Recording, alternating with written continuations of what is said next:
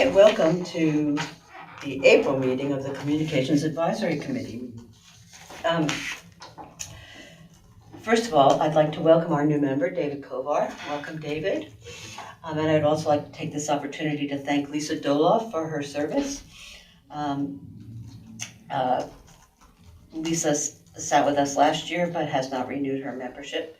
But we have David instead. So thank you, David. David, would you like to take a minute to tell us why you're interested in working with us on the committee? I believe that the town does an enormous amount of really good work that's often kept behind the scenes, and that there are people in the community, both residents and otherwise, that would be sort of less frustrated and more able to enjoy the environment that we all collectively establish if they were more aware of what's going on, why things are happening, things like that, which comes down to how can the town communicate more efficiently with as many people as possible. Great.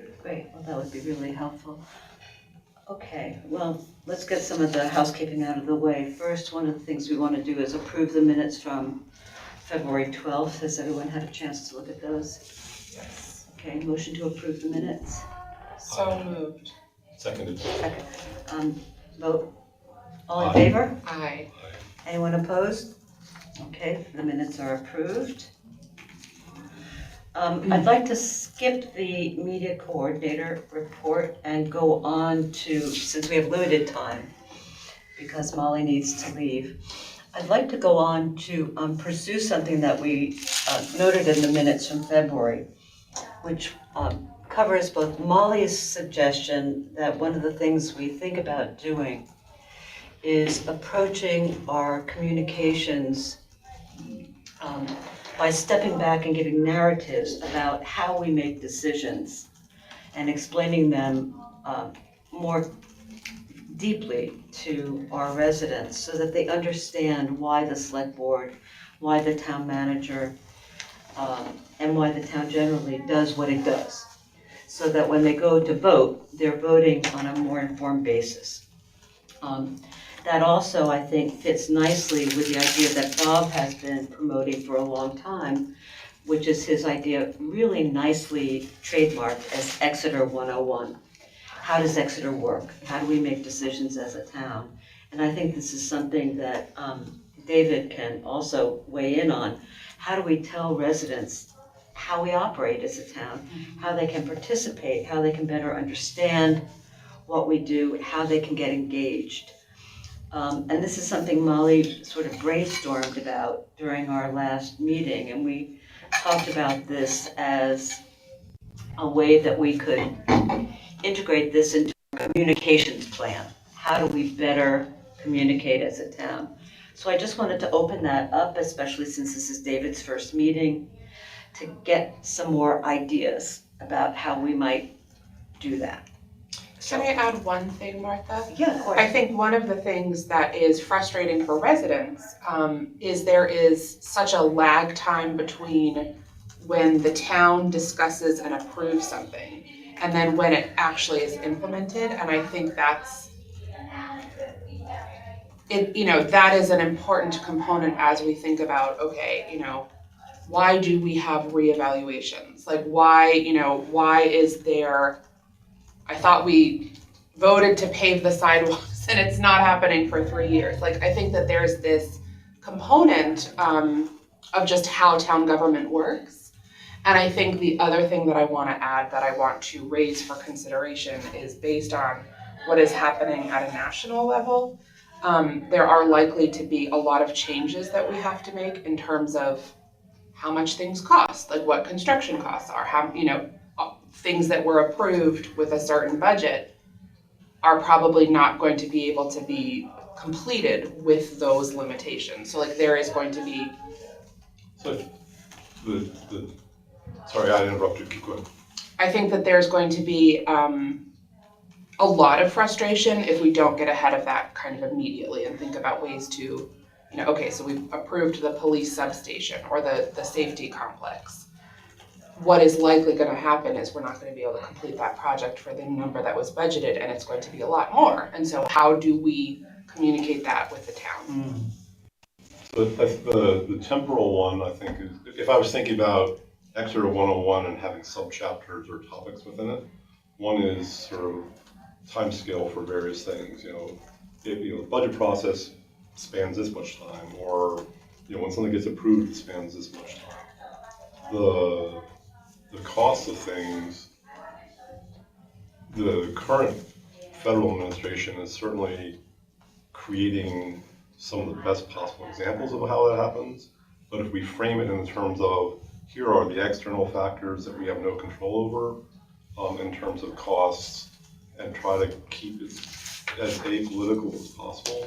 Yeah, I think we're gonna have to walk a very fine line around what is driving these things, because I think people see what's in front of them and aren't always making the leap because they're busy and they have kids, and so it's like that.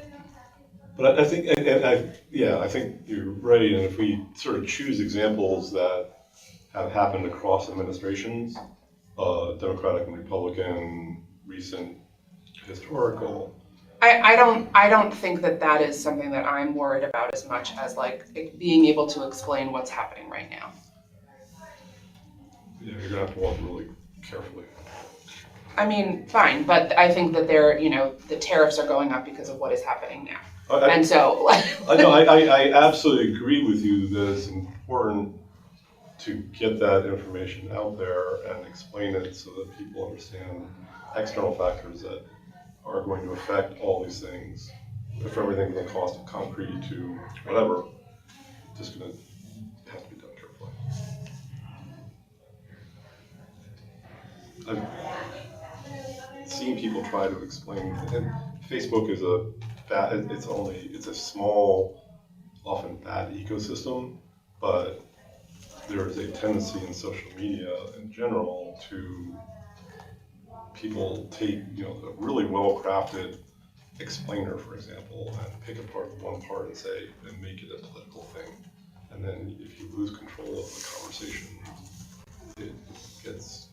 I guess I don't want to spend a ton of time on this. I just want to be able to tell people what's going on. Okay. And so like that's I fundamentally okay, I agree. Yeah. I fundamentally and absolutely agree. I don't think that the town of Exeter needs to take a position on what is happening at the federal level. I think we have to be able to and quite frankly at the state level. There have been decades of decisions that have led to having no money. So like that is that's something that is going to impact the town and how we operate. And there's a current administration, but it is not just the current administration. Exactly. Yeah. Well, you need to present facts. Right. And the clearest kind of facts you have are numbers. But right now, we're seeing that the numbers change day to day, right? Because one day you have tariffs on something and the next day you don't. Right. So the timing of how you report that can become very important. Yes, and I think that we are going to have to be able to explain if the town, for example, I'm just looking ahead at some big ticket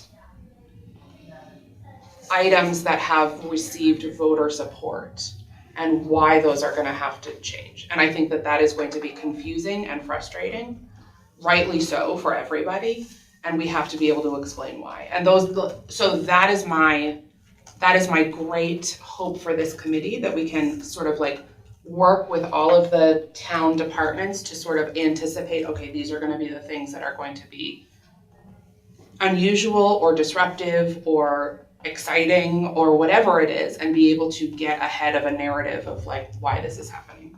And as a way of getting started on that, we survey everybody and say, okay, what are all the things that are going to be likely to be impacted and really of public interest? Pick one that covers a variety of external factors and work on explaining that one well, instead of trying to explain multiples? Maybe. But I also think, some of the things that are going to be impacted, there are projects that were slated to come online, and because of our shortage in, DPW, for example, in terms of just staff power, Right. some of those are going to be delayed. And so how do you communicate that ahead of people getting upset or people thinking they were promised something? I absolutely agree, and I was sort of trying to go think about how we go about approaching that. And if we try to explain DPW staffing shortage, as well as the cost of the new station, as well as something else, we're gonna have to go broad but not very deep. Whereas if we pick one of those topics, like DPW staffing shortage, or the costs associated with the new station, then we can go a little bit deeper. Because people have a short attention span for some of this stuff.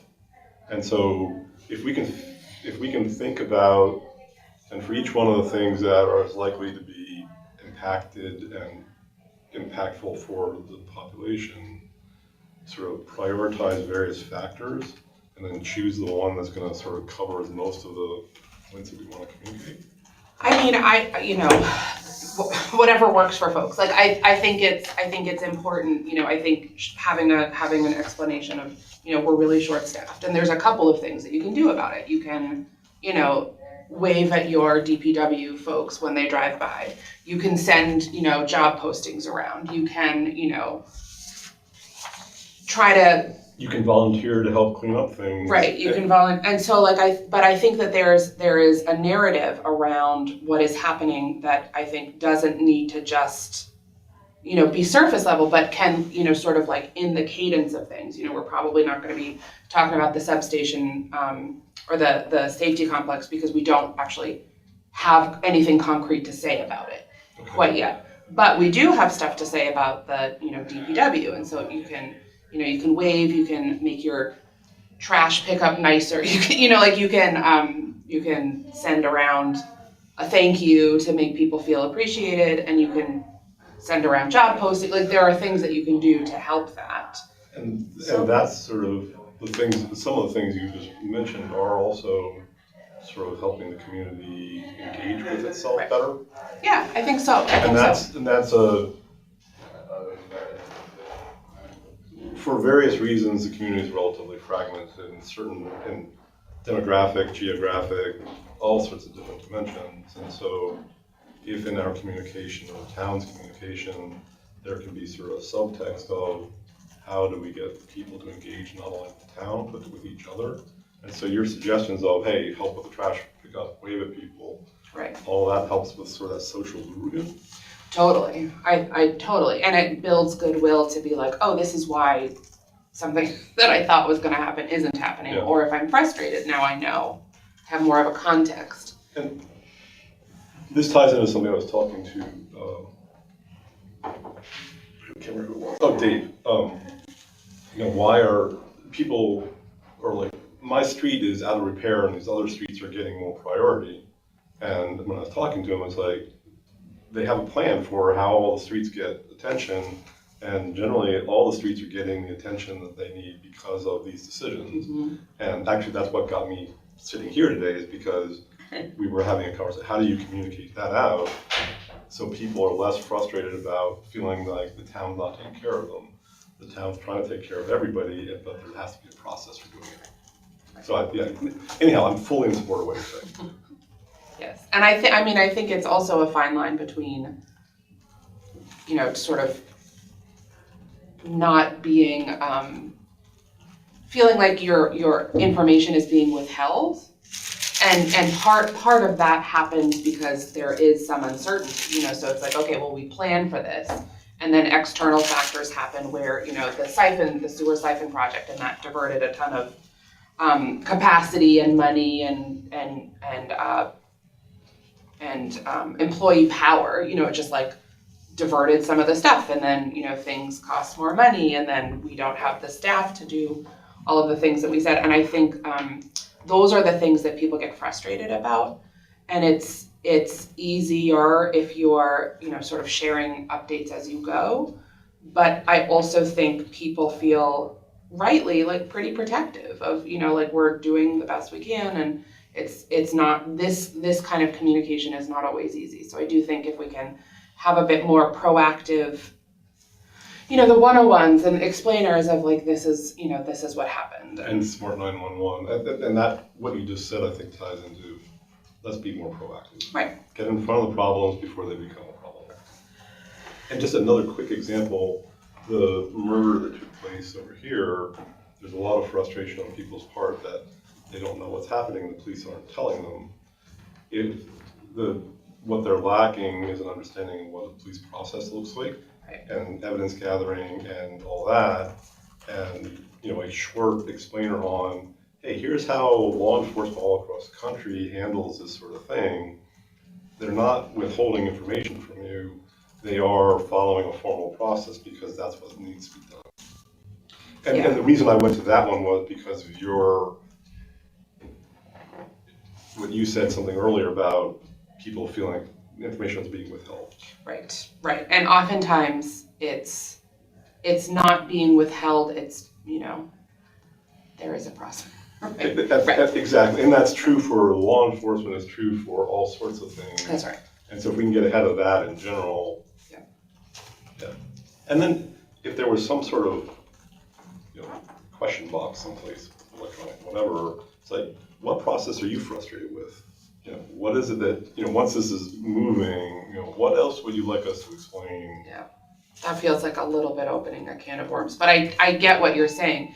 And I do think like, you know, my experience is Chief Poulin and Chief Paisan are, you know, sort of beloved members of the community. And I think if we can ask them to, you know, just explain stuff, not compromise anything, but just, you know, sort of give an update, semi-regularly, people can have a better understanding and not be scared, because I think. And if it's them representing it, then people start putting a name Right. a name and a face to actions. And I agree, I know both of them pretty well by now.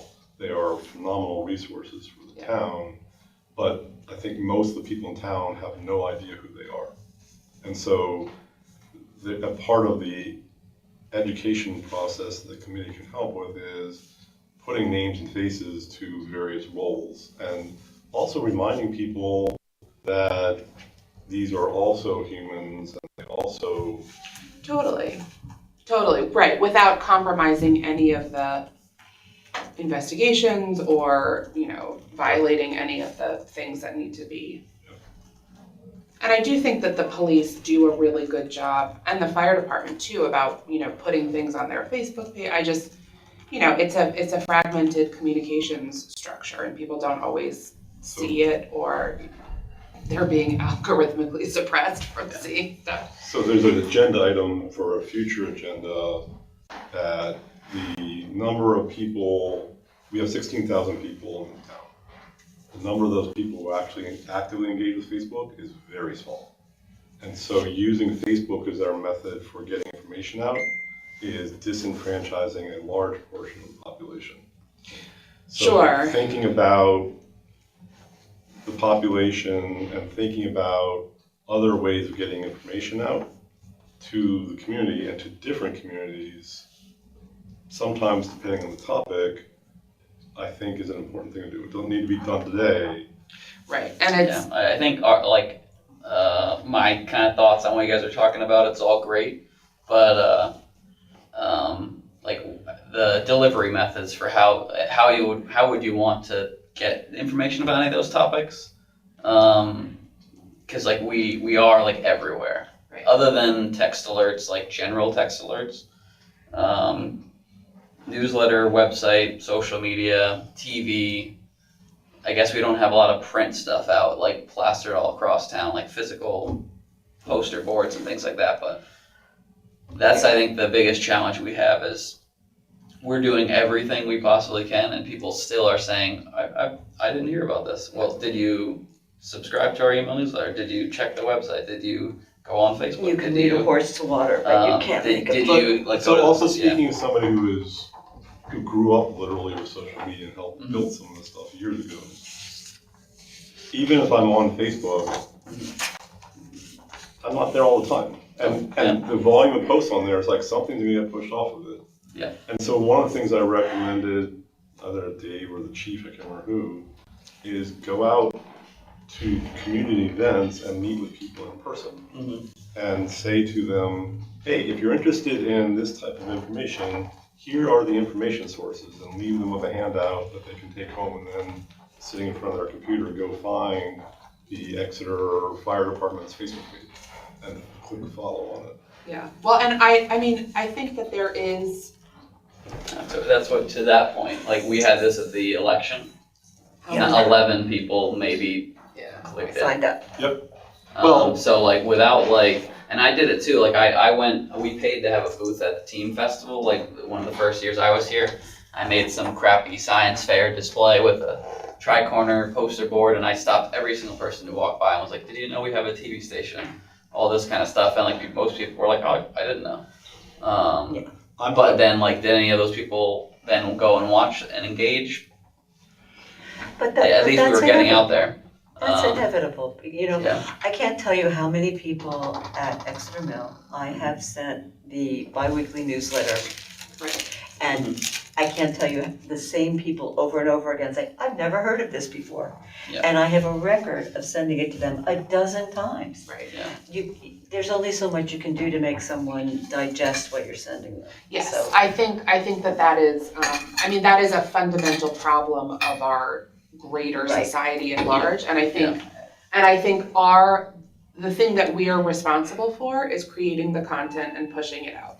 Mhm. And I think it is incumbent upon us to not be snarky or mean or like, what do you mean you didn't know? Yeah, Because, exactly. but I also don't know that there's anything else to do. I'm not saying that we're not doing this or you're not doing this, but that we could potentially push on a little more, is make sure it's content that somebody says, I need to know about. It's like, oh, the content's here on Exeter TV, I will point you directly to it. Because over the last couple of years, I've followed Facebook and somebody says, I don't know about this thing. And so it's like, oh, I know the information's out there, but it took me 10 minutes of searching through the website to try to find the relevant document. Yeah. And so if me, relatively technically savvy, takes 10 minutes to find something, I can see somebody else giving up on it. So Exeter TV's been really wonderful, because now I know, oh, I remember that Exeter TV covered something. Somebody says, I don't know about this thing. It's like, here's an Exeter TV clip on it. Yeah, and I think like the tags are important. I mean, you know all this stuff. Yeah, I mean, with the website, like, it's like a losing battle in the sense of like, to what you're saying, like, one person will come to me saying, like, I want, like, where's this report on Pickpocket Dam or something? And then another person's looking for something else. Like, there's only so much space on the homepage. So that's what, like, we try to do is, like, when important stuff like that happens, highlight it in the newsletter, social media, TV, whatever, because we can't put everything, like, front and center. Well, So it's like periodically highlighting, and that's what I think of being like proactive of like, this is something people are gonna wanna be asking questions about, so that's gonna go on the homepage for a week and get sent out in the newsletter and things like that, so.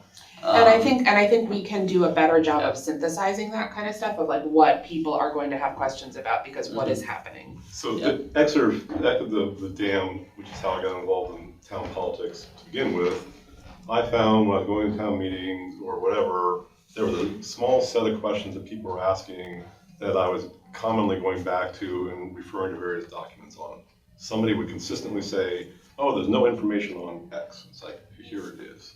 And so if I should have taken the time, and I didn't, and I will in the future, to go through and write a like 3-paragraph summary of that particular answer with citations to the right documents. And so the next time somebody said, oh, the town has not run enough meetings, it's like, okay, here is a document With all of the meetings. with all the meetings and the citations. So the next time that we have something that's gonna run for 5 years, like the Pickpocket Dam, start putting together those summary documents from the start. And so using the new public safety, maybe there's a regularly updated summary document and aim for it only being one page, or I think that's a great idea to say like, here's what happened, here's the approval process, this was the budget. This is how many times we, here's all of they did walkthroughs and all of that stuff. So that people can really, Yeah, I wonder if it's here. I'm just like, because that page exists. Right. That's already there. right. Um, And then I also think, the unfortunate piece of all of this is I don't wanna say that, I'm not gonna use the word that I was so gonna that use. project FAQ coming soon, may be what I'm talking about. yeah, I think that will be some of them. This is like an older page. I gotta see where, but like in terms of like, Right, like here's there the were walkthrough, here's the- updates every so- month with any like there was talked about at this meeting and this like It's 3 years here's old. the video of it. Yeah, this is the. But when you public- open that and you see 2022, you think, out of Yeah. date, I don't wanna And read that. that's been, and I again, I think things like this is like that's because there's a new page for the police station, which I gotta maybe I can. yeah. But yeah, Yeah, I think we're all generally on the same page, and I agree. Yeah. And I do think, part of the thing that is frustrating is like the things that are algorithmically pushed out are the things that are contentious. And so people see, sort of like rising hysteria around lack of transparency, and then can we get the select board to like endorse this clickbait?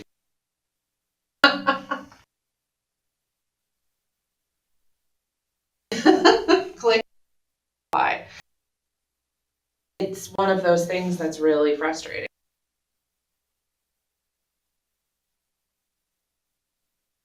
Fighting about and get a lot of Yeah, and that's why like a lot of our stuff I think doesn't get any engagement in terms of comments, and therefore it just doesn't get pushed out on people's feeds as much because people aren't engaging on it. The best stuff is what the PD and fire do often of like Officer Petrosky 4 year, like a photo of that. People just eat that up and they comment on it, they like it, they're like congrats, thanks and all that. But they're not gonna comment on something that's like, here's a 40-page report on like all the stuff that's gonna cost a bunch of money in the future downtown bicycle infrastructure thing. So how Um, so again, we don't need to answer this now, but let's start thinking about next time you got a 40-page report about bicycle infrastructure, how to make that, I hate to say it, a little more clickbaity, how to make it a little bit more exciting so it does get people engaged with it. Yeah. So that, the algorithms are what they are, so Mhm. let's play the algorithms. Yeah, what I've done to that, like, and this happens a lot, I think, with stuff that's getting discussed at the select board meeting. I do it a lot more with the planning board because they have great packets that have all the stuff. And what I do is I go in and I take screenshots of like, what's the prettiest picture of the proposed huge building And that's and what, slap that on there, and that's gonna get someone's attention rather than. and that's why I've been able to keep agenda. track of what's going on the planning side of things, and until you explained that, I hadn't noticed it. But I'm up to date on almost all the planning stuff because either you or Seacoast Online has a picture of something, it's like, oh, I know where that building is, and then there's a map to go with it. And another problem, making it geographically relevant is helpful, because I've lived here for 9 years, I know where most of the streets are, but Yeah, when I do like, I don't know if you've seen there like it looks like an agenda sort of on the, if I can pull up. no, But so example, aren't there 2 Linden Street bridges? I don't think so. Okay, there was a confusion about which bridge was closed. the scary bridge. Right, but there was an ongoing discussion about. I think someone said, like in some post, it was Linden Street instead of Park Street Bridge or something. Exactly. And so having a map and a picture of the bridge along with the discussion. Yeah. Everybody would either recognize the approach to it or something. That picture gets the engagement. Mhm. And you guys know how to use cameras apparently, so. So we do. Yeah. Who's the other gentleman who works with you? We have Gabe Perez is full-time, and then we have Dan Monchek's part-time, and we have Will Tapley has returned as on call, so. Is Gabe the photographer who I met over at the town hall meeting for Pappas? Yes. Okay. Yeah. No, he's, Yeah, we have a great team. I think like we just have a system now. I think our biggest difficulty is just a lot of these topics, like we're eager to explain. They're not ready for public consumption, or there's just nothing to, like all the topics you guys were talking about kind of federal things and implicate, like visually, what are you gonna see? Because that's what's gonna get people interested. The only way I can think of doing those is Russ is gonna start a podcast show. But would someone listen for Is he? 15 minutes while they explain that topic to Russ in an interview? Like, because that would be the best way to get all the info. So how could we condense that into a minute or a post with a photo that would grab someone's, like, so, it's only the people who are super interested are gonna actually take the time to, but that's another Yeah. 10, 15 people that are then going Yeah. to get engaged. I mean, Yeah. we're not going to get all 16,000. Yeah. We're going to get 10 or 15 at a time, and then Yeah. they'll get another 10 or 15 engaged. Yeah. So newsletters, podcasts, Exeter TV, poster boards. We got to look at them all. Yeah. So and the town is already doing a good job on most of these things, and it's incremental. And I would not have joined the committee if it had been like this is a non-starter and it's an incredibly uphill battle. Well, that's when we had a really good time, although we were really a mess.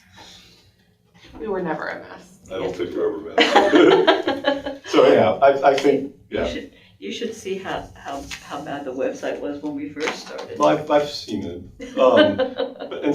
Somebody said, but the narrative arc, having a narrative that ties things together is one of those ways to help get people engaged. Yeah. And so if there's a picture that goes along with the story, and there's a beginning, a middle, and end, the narrative arc, then people are more likely to go read it all the way through. And it could be good for you as a new committee member to take a look at, let's see if I can find it easily. See, if you can't find it, then. That's what, like, I have, That's what I was if I don't just know where it gonna is say, on the website, probably no one does, but I can usually get to something a couple clicks away. But what I did when this committee first started is I would go to, like, this is a master plan, and this is what should be so if I do then just like anytime communication is mentioned, like this is what our communication He's should now be 7 doing. years old. And having a searchable PDF makes it easier for people who want to go find a particular thing and then reference it. Yeah. That's one of them. Also, searchable PDFs with nice color formatting layout means that if you need to and you're going to go do something at Riverwoods or the Mill or whatever, you can now print that out and leave it with people. So you've already created the document that other people can then use to.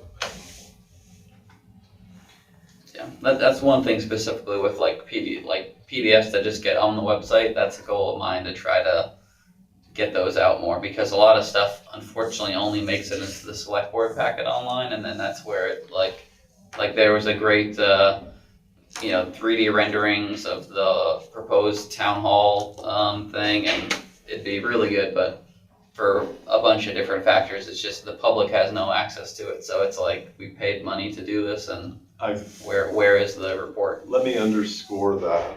A high quality PDF such as this one are really good for community members who are trying to then educate other people in the community about what the town's doing to do that. It's a really great vehicle to have.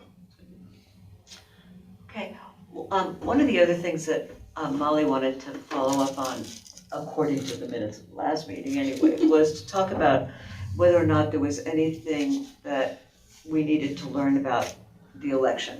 Was there anything about communications with the election that we should look back on and that we could have improved? That's a great question. I think my question going forward is to look at the things that either passed or didn't pass. We have Right. one thing that didn't pass. And then what are the implications of how that is going to shape the next year? Right.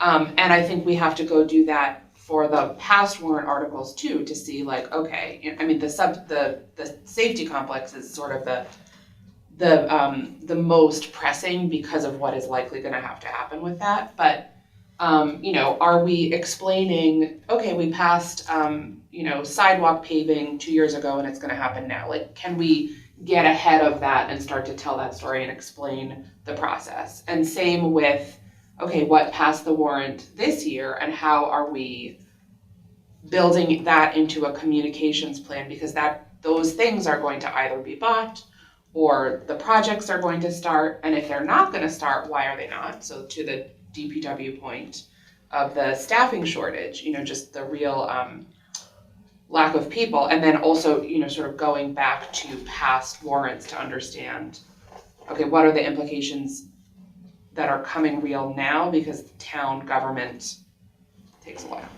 So are there specific things that you want to pursue in that respect right now? The thing that comes to mind most is the safety complex, because that is likely, you know, we were supposed to start on that this year, and what do the tariffs and what does the uncertainty look like? And I don't even know the answer to this. I should have come prepared, but like, is there federal matching money that we are either not going to get or state matching. I don't think that was, there's already a list that was discussed at the select board of what projects, and that was not one of them. What project could be affected by tariffs? Yeah, that it could be, but as terms of the federal, like that document's out there. yeah. And I do think like the document is out there, but what does that mean, and if anything? Because I know that we got the dam money, so that is not going to. Or some of it. We did. We did? They mentioned that at the select board Yeah. meeting this past month. It was like a $250,000 Wow. grant. Yeah. Is this the But one? I think there's still other grants that may be. So like, let's for take the this as full- a talking point Yeah. So if I, as somebody who's deeply interested in the dam, was not aware of that. I didn't show up at the select board. Okay, it's on me, but there are so many meetings in town that one needs to keep track of. At some point, I personally say, okay, I just can't do this many meetings. I don't do any of them instead of like picking and choosing. Well, I don't think it's incumbent on the town. I mean, because like the select board meeting happened, it's recorded, you can go watch it. But also, I think the time to have that, to make sure that people know about that, is when something starts to happen Yes. Or not happen, or not happen. more important. Yeah, but like what I don't know what you're getting at. It's like we should have had a little press release, like town awarded grant for blah blah blah, and just make up little short posts. I think that's a win. Yeah. But we already expected it. The issue would have been, did we not get it because of what's going on in Washington? How the town uses money is like one of the biggest problems the town has. So anytime the town gets somebody else to pay for something that we're doing, I would say is a win. Right. So whether it's the dam or sidewalks or a matching grant or something, then A, that's offsetting taxes.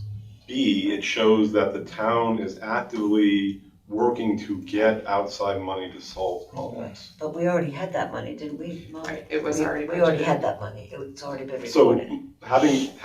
having been in most of the dam meetings, one of the things was, and I'm gonna get the numbers not quite right, it's gonna cost $1.5 million to remove the dam. It may cost less if we get money. But I had not heard that we got money. Ah, And I'm and somebody if who. you didn't hear it, that means That's nobody my heard. point. But even the people who don't care about the dam, I think it's an important message for them to say, hey, look, you were likely to get, you who live downtown in a condo that don't care about the dam, the town got $250,000 to help offset this, and so the town's working on your behalf to lower your taxes. Mm-hmm. Well, and that could also have the added benefit of calming people down who are so upset about the dam. Yes. Or calming people down that their tax assessments may go up next year. If that's possible. And that's, so emphasizing to the residents that the town's doing everything possible to reduce their tax burden feels like something that anytime we get any significant amount of money. So, there are so many issues, but I think what David's hitting on is, maybe we need to deck someone to keep an eye on this particular issue. In other words, saving money and taxpayers, so that, there's so many things going on. If somebody can keep their eye on this kind of issue and say, we need to publicize this, that would be helpful. And we could have targeted communications to literally keep people better informed on something that they really care about now that money is so important for so many different reasons. And then that, keeping track of that sort of stuff goes to something that you were talking about earlier, is like, what are the federal and state political impacts on these projects that we're facing? And get people thinking about them now, so they're not some sort of big abrupt thing that they're like, oh my God, I never heard about this, and now I'm gonna go freak out about it. And that's sort of two sides of the same thing. So I was emphasizing, hey, we got free money, but your point earlier was there are gonna be times where we're losing money. Yeah. And so getting that information out there before people freak out. Right, so people have and in this case, I think it's like we did what we said we would do. We said we were gonna pass this because we had this matching grant or whatever it was. Yeah, but we can talk about it at this level. I'm talking about a very practical level about who's gonna be responsible for monitoring this on a regular basis so that we can actually act on it regularly, right? So someone. Yeah, and like who's the decider of what is Yeah. highlighted? Well- Because to some extent, I just kind of pick what stuff I know of, and then I reach out to department heads. They're like, "Yep, that's something we want to talk about. That's something we don't." So Well, that's a good question, And, Molly. there's an offline conversation at some point, Yeah. but citizen journalism could cover that. So it's not find somebody in the community who's that deeply interested in that and see if they would get involved in okay, I, the citizen, will keep track of this sort of stuff and make it available. So A, that reduces the burden on the town, and B, it's a quote unquote unbiased person paying attention to it.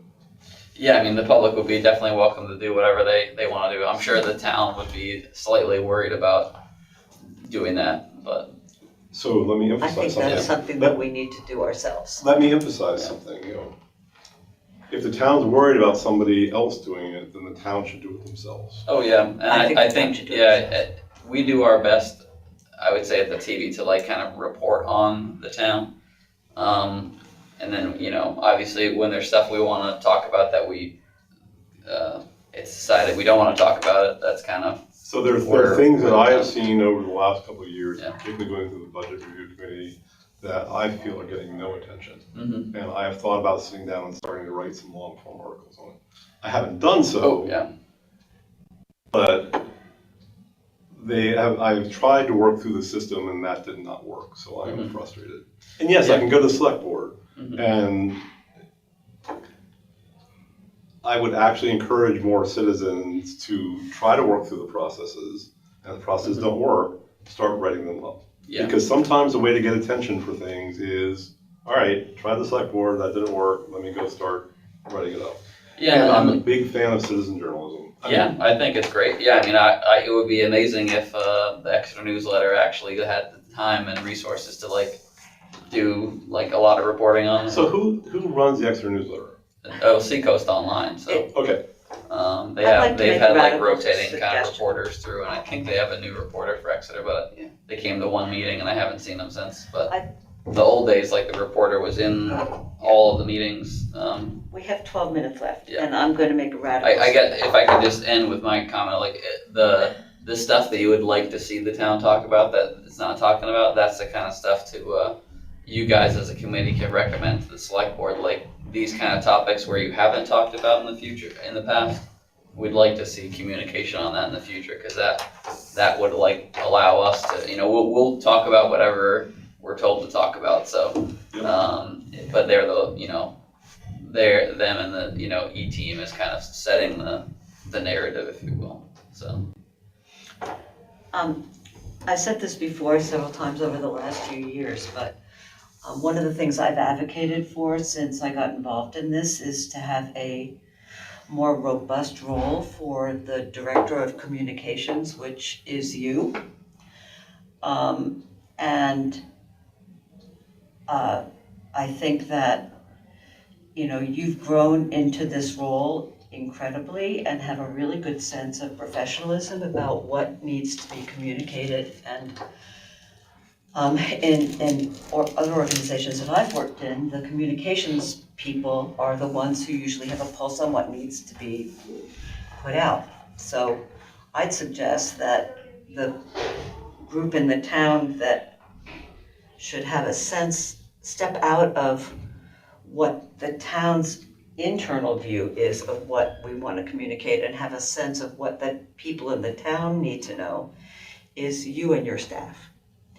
And I understand that the town manager and the select board need to be in the driver's seat about what gets communicated, but that you are the resource that they need to be able to use to decide what avenues they have available to communicate if they choose to communicate certain issues. Yeah, I would say that that's how we operate. Right. So And that's what so we're doing I'd now. suggest that if we're thinking about, what issues like David is suggesting, gee, you got that grant, maybe we should have communicated that you guys should be the ones to have your ear to the ground about what news came out, and that you should be the ones to be able to go to Russ or the select board and say, gee, we got this.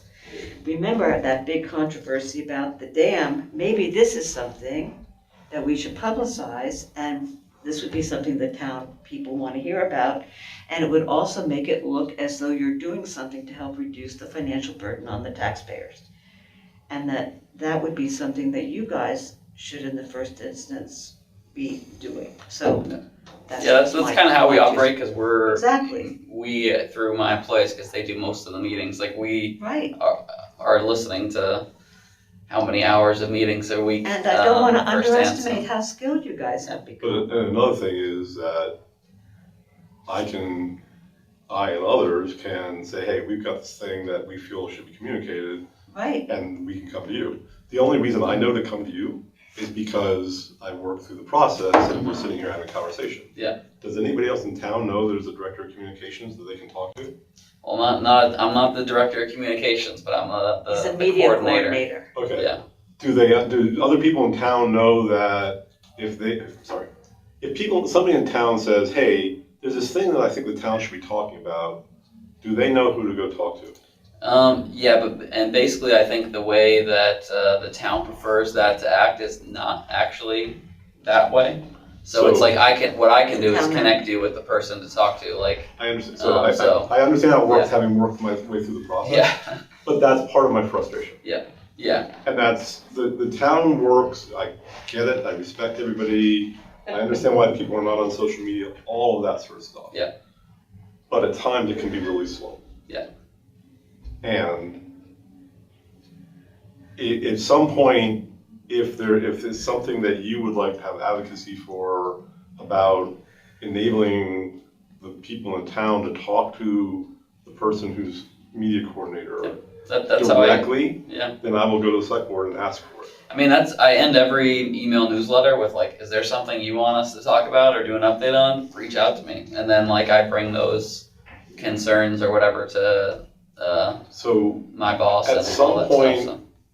So. and we may have already achieved that point, or that point maybe in the future, somebody in your position should have more latitude in terms of pursuing those without having to get approval.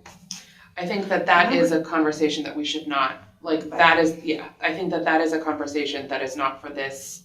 That's why I said I will go propose. If that is something that people feel that should be in front of the select board, then I will go raise it to the select board. No, I think Bob and his staff have managed incredibly well dealing with the situation as it is, right? So I don't think that that's something that we really need to to struggle with at this point. All I'm saying is that we've got professionals here who have their finger on the pulse of what's going on in the town. We have Molly, who got her, the select board connection. Now we've got you with your budget committee and other activities for the town. So I think we've got information that comes into this committee helpfully, and that's really useful. And I also think if we are thinking about the communications piece in a systematic way around like what we want to communicate, I'm hopeful that makes this process happen anyway. Right. Okay. Because It I works. think, yeah. It works as well as it possibly can under the circumstances Okay. that exist because of the skill of the people who are involved. Okay. Which So- is And one other, considerable. and one other part of the process working is that how often this committee meets. You've read my mind, because Molly has a few minutes, I have and a one of the few urgent minutes. things that Bob requested, That's why I'm trying to get to it. which we need to, one, come up with a regular meeting time, and two, come up with our next meeting. So, we can never meet on Fridays because Molly's not available, and Herb isn't here, so I'm not sure when he's gonna be available, but when can people meet? I think daytime works for me, it works for Bob, I don't know if it works for you. I can make anything work. What works, Molly?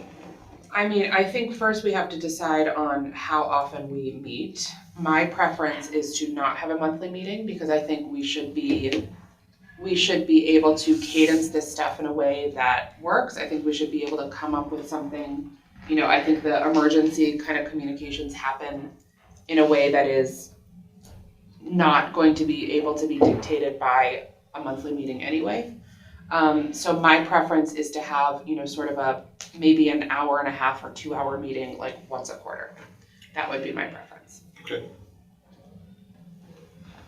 I actually would find it kind of useful now that we have David to actually meet monthly for a little while, just to get more Do of his. bi-monthly, it's in between those two things. Yeah, And just, then the other thing is do quarterly, get together informally, which is legal, one-on-one. is it legal to get together? Less than 3 people, right?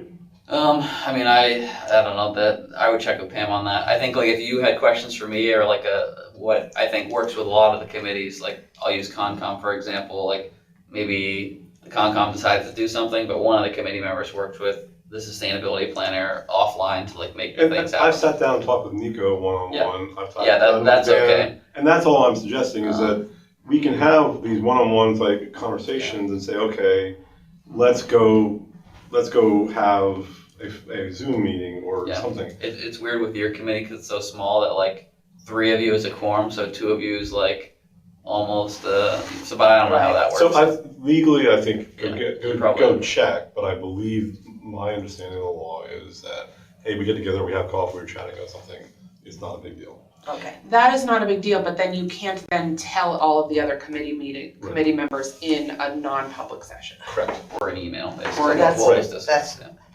yeah. I really hate to have to try to limit communications like that, it's not in my Yeah. nature. So to respect the remaining 3 minutes, let's start with a quarterly meeting, get that, and make sure it's long enough that we cover everything fully. And that we all agree that we're not gonna miss it. Next meeting is then when? July. But we probably should meet in June in advance of any sort of, Let's meet in June then. right. Because that's almost too late. Even June is like that's the latest I would meet if you had anything that was a budgetary Well, implication. then let's do May then, and then we I can can't. move to quarterly then. We also need, June would be fine because we submit how late budgets May in. then? She just said she Late can't May do it. is not good for me. Yeah, I can May is do, super I can, busy. yeah, I can do the beginning of June. Okay, June 5th? 8:30 in the morning or another time? That's the Senate vote on the budget.